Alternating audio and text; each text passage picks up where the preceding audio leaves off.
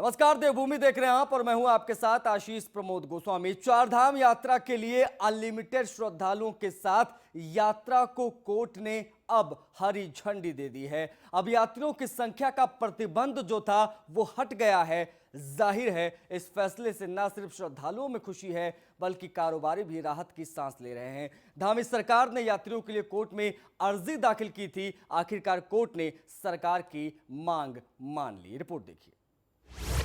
चार धाम यात्रा पर धामी की चली, अनलिमिटेड की मंजूरी मिली, भक्तों कारोबारियों को राहत, पूरी हुई सबकी चाहत।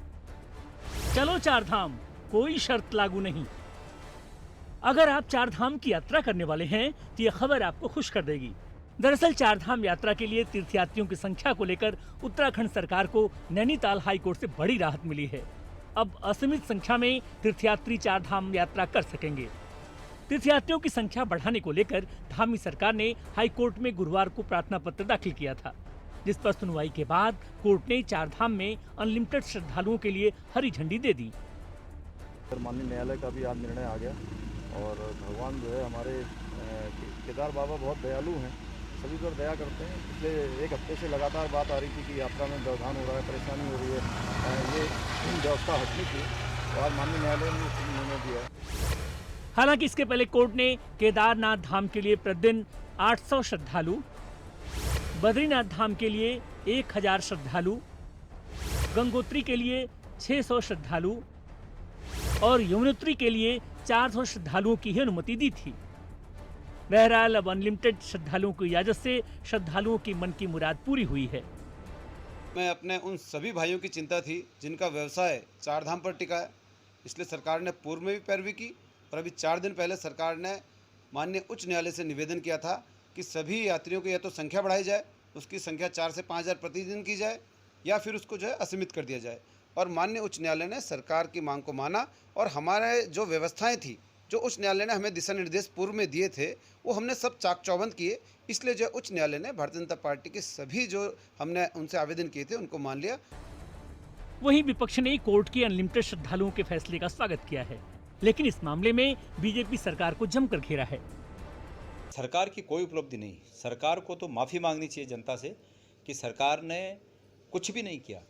पिछला यात्रा कार्य जो समय था, यात्रा का काल था, वो कोविड के चलते समाप्त हुआ और इस समय जबकि भारत के पूरे सभी मंदिर खुले हैं, सभी में यात्रा चल रही, दर्शन चल रहे हैं, सिर्फ हमारे चार धामों पर ये प्रतिबंध सरकार की साजिश के तहत जो लगा, सरकार इसमें अपनी पीठ थपथपाने का कोई सरकार का कारण नहीं बनता है। सरकार कोई अधिकार नहीं है कि वो अपनी पीठ थपथपाए। ये तो जब हाहाकार मचा तो माननीय न्यायालय ने सबकी पुकार सुनी और अंत में न्यायालय को हस्तक्षेप करके इस यात्रा को फिर जारी करने के आदेश देने पड़े। सरकार की कोई उपलब्धि चारधाम यात्रा में नहीं रही है। सरकार ने तो ये यात्रा पटरी से उतार दी थी 2 हफ्ते में ही और यात्रियों को भारी परेशानी वहाँ पर हुई और परेशानियों का सामना करना पड़ा।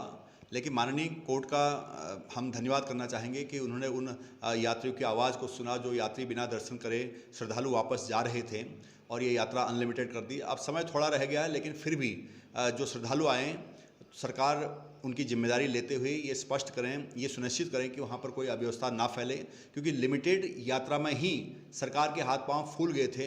तो जब अब अनलिमिटेड यात्रा हो रही है तो ऐसे में सरकार के इंतजाम क्या रहेंगे वो देखने वाली बात होगी। बहरहाल चार धाम यात्रा समाप्त होने में 40 दिन का समय बचा है। वहीं बुधवार से यात्रा के लिए फिर से पंजीकरण शुरू होगा। नवरात्रों के चलते चारों धामों में 15 अक्टूबर तक पंजीकरण फुल है। लगभग 70,000 यात्रियों ने पंजीकरण कराया है। वहीं चार धाम यात्रा के लिए बाहरी राज्यों से आने वाले यात्रियों को अब स्मार्ट सिटी पोर्टल पर अलग से पंजीकरण नहीं कराना पड़ेगा। यात्रियों की सुविधा के लिए सरकार ने इस व्यवस्था में छूट दी है। हालांकि यात्रा के दौरान कोविड प्रोटोकॉल को लेकर किसी भी तरह की ढिलाई न हो, इसके लिए सरकार ने अधिकारियों को निर्देश दिए हैं। आइए जानते हैं यात्रा के दौरान क्या क्या और जरूरी चीजें हैं। यात्रा के दौरान कोरोना प्रोटोकॉल का पालन करें। RT-PCR रिपोर्ट और डबल डोज वैक्सीनेशन जरूरी। हाई कोर्ट ने अब चारों धामों में यात्रियों की संख्या असीमित कर दी है। लिहाजा अब चारों धामों में यात्री असीमित संख्या में दर्शन करने के लिए आएंगे, तो वहीं इस कोविड नियमावली का भी पालन करना जरूर रहेगा। हालांकि मुख्यमंत्री पुष्कर सिंह धामी ने सीधे तौर पर कहा है कि उनकी सभी तैयारियां पुख्ता कर दी गई हैं। कैमरामैन राजेंद्र बडोले के साथ Sandeep Negi, news on India, Dehradun.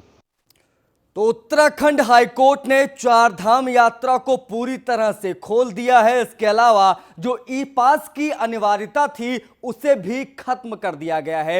वहीं एक दिन में लगभग 800 यात्री बाबा के दर्शन कर रहे हैं और हाईकोर्ट के फैसले के बाद केदारनाथ यात्रा के मुख्य पांडव गुप्तकाशी, सोनप्रयाग, फाटा आदि क्षेत्रों में व्यापारियों ने खुशी मनाई और न्यायालय के फैसले का स्वागत करते हुए पटाखे जलाए और मिठाई भी बांटी गई। आज माननीय उच्च न्यायालय में जो फैसला हुआ है, यात्रियों का ई पास जो है खत्म हो गया है, इसके लिए हम न्यायालय का स्वागत करते हैं और सभी श्रद्धालुओं का मैं हृदय से स्वागत करता हूं। कहीं पर भी आपके साथी हो, आप उनको बोल दें कि चारों धामों में यात्रा में चले। खासा परेशान हो रखे थे। हमारे जितने भी होटल एसोसिएशन थे, व्यापारी थे, वो कहीं ना कहीं निर्भर जो है इस 1-1.5 महीने की यात्रा में थे। और आप देख रहे थे लगातार जब से यात्रा खुली है, हमारे पूरे जिले व्यापार मंडल के व्यापार मंडल होटल एसोसिएशन जो है लगातार जो है आंदोलन कर रहा था कि यात्रा आप पूर्ण रूप से खोल दें, जिससे हमें जो है प्रत्यक्ष रूप से इसका जो है लाभ मिल सके। यात्रा उच्च न्यायालय नैनीताल ने जो व्यापारियों, चार धाम व्यापारियों के पक्ष में जो यात्रियों की समय संख्या बल को समाप्त करने का जो आदेश दिया है, इसमें श्री केदारधाम होटल एसोसिएशन और घोड़ा खच्चर संचालक, ढाबा व्यापारी सभी माननीय उच्च न्यायालय का आभार प्रकट करते हैं, सरकार का आभार प्रकट करते हैं। माननीय उच्च न्यायालय। तो 6 अक्टूबर से बिजली कर्मी हड़ताल पर जा रहे हैं। उत्तराखंड में कल यानी 6 तारीख से प्रस्तावित ऊर्जा कर्मियों की हड़ताल पर मुख्यमंत्री पुष्कर सिंह धामी ने कहा है कि ऊर्जा कर्मियों से वार्ता करके हल निकालने का प्रयास जारी है। जल्द ही इसका समाधान निकल जाएगा।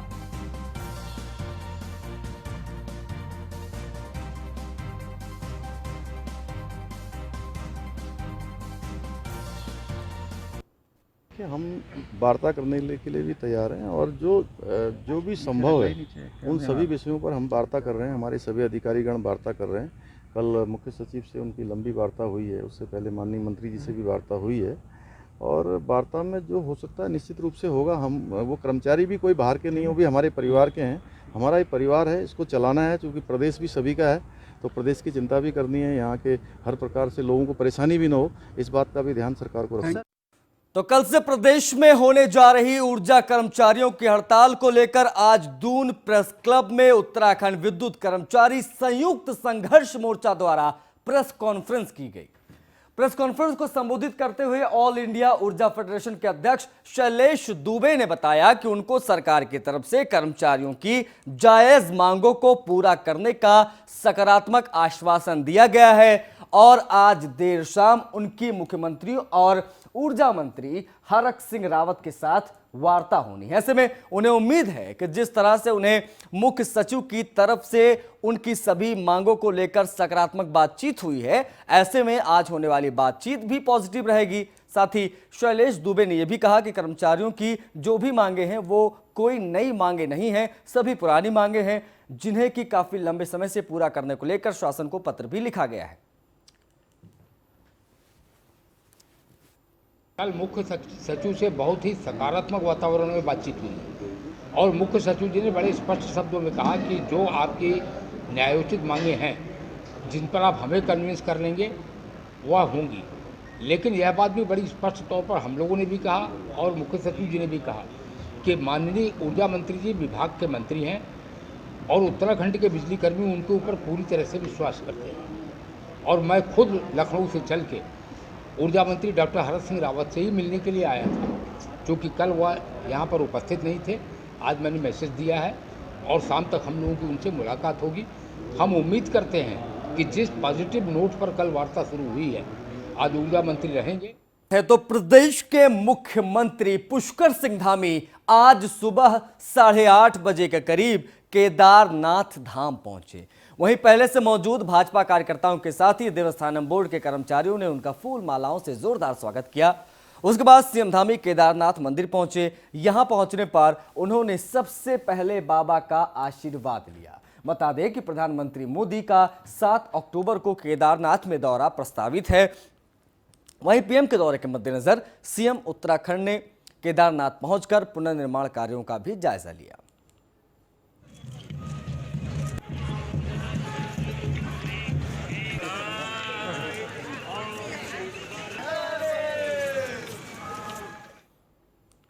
तो सीएम ने पुनर्निर्माण कार्यों का जायजा लिया। धाम में पहले चरण का काम पूरा हो चुका है और दूसरे चरण का काम भी शुरू हो चुका है। साथ ही धाम में जल्द शंकराचार्य की मूर्ति भी तैयार हो जाएगी।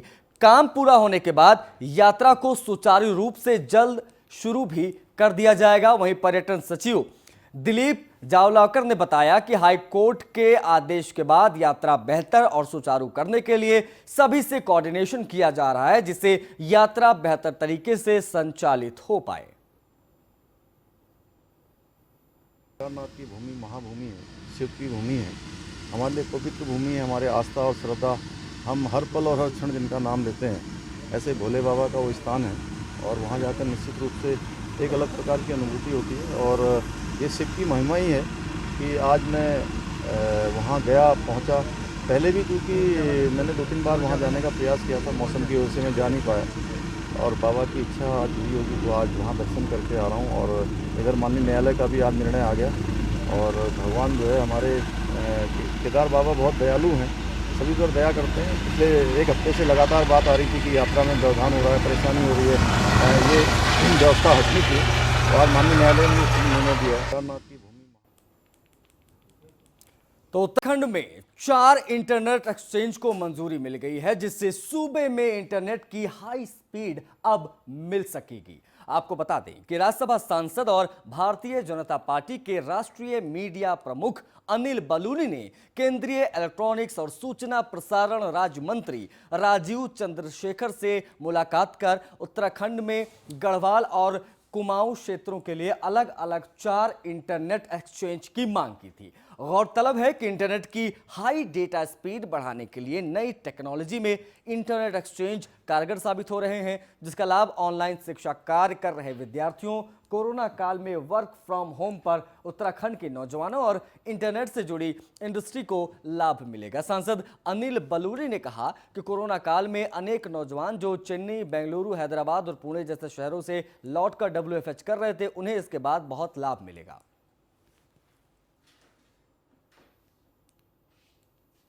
सोच रहे थे कि उत्तराखंड के अंदर इंटरनेट कनेक्शन कैसे तेज किया जाए, और अभी जिस तरह की रिपोर्ट्स हमने देखी भी हैं कि उत्तराखंड में जो इंटरनेट से जुड़े उद्योग हैं उनके लिए वहाँ बहुत मुफीद है। तो लगातार हम लोगों का प्रयास रहा है, भारत सरकार का प्रयास रहा है कि उत्तराखंड के अंदर तेज इंटरनेट कनेक्शन दिया जाए। इस बारे में जब लगातार मेरी माननीय मंत्री राजीव चंद्रशेखर जी से बात हुई तो उन्होंने कहा कि हम लोग इसको और तेज करने के लिए इंटरनेट एक्सचेंज आजकल आ रहे हैं, उनको किया जा सकता है। मैं लगातार माननीय मंत्री जी से मेरी मांग रही कि उत्तराखंड के हर जिले में कोई इंटरनेट एक्सचेंज लगाया जाए, जिससे कि इंटरनेट कनेक्टिविटी तेज हो और हमारे यहाँ उद्योग भी आ सकें और साथ में बच्चों के लिए और जो हमारे वर्क फ्रॉम होम करते हैं उन लोगों के लिए भी तेज इंटरनेट कनेक्शन मिल सके। आज इस सबको लेकर IT के मंत्री राजीव चंद्रशेखर जी के साथ हम हैं। उन्होंने मैं उनका हार्दिक धन्यवाद भी करता हूं कि उन्होंने कुमाऊं और गढ़वाल के लिए इंटरनेट एक्सचेंज स्वीकृत किए हम लोगों की मांग पर। सोच रहे थे कि आगे की उत्तराखंड के इंटरनेट और जो प्रधानमंत्री के विजन है डिजिटल इंडिया, वो उत्तराखंड के ज़्यादा से ज़्यादा लोगों तक पहुँचे। इसका मैंने इवैल्यूएट भी कर दिया है और मैं जल्दी से जल्दी ये करवाने की कोशिश भी करूँगा।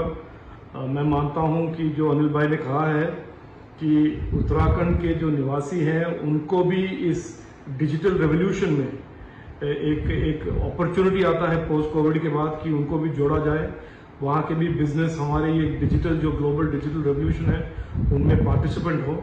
और मैं हर प्रयास करूँगा कि उत्तराखंड के internet speed, internet access, internet quality. Dehradun में लखीमपुर खीरी कांड में कांग्रेस महासचिव प्रियंका गांधी वाड्रा के साथ हुए अभद्र व्यवहार पर कांग्रेस धरने पर बैठी है और कांग्रेस मुख्यालय पर यह विरोध भी हो रहा है। मुख्यमंत्री पुष्कर सिंह धामी ने सभी पर्यटकों से उत्तराखंड आने की अपील करते हुए कहा है कि सरकार पर्यटकों की हर मदद करने को तैयार है। साथ ही उन्होंने ये भी अनुरोध किया है कि यात्री कोविड प्रोटोकॉल के साथ यात्रा करें। हल्द्वानी पहुंचे कांग्रेस के राज्यसभा सांसद KTS तुलसी ने देश में भी केंद्र सरकार से अमेजन कंपनी मामले में SIT गठित करने की मांग की है। उनका कहना है कि पूरी जांच के दौरान सुप्रीम कोर्ट केस की मॉनिटरिंग करेगी। मसूरी में उत्तराखंड क्रांति दल के केंद्रीय अध्यक्ष काशूराम एरी ने प्रेस कॉन्फ्रेंस की और धामी सरकार पर जमकर हमला बोला।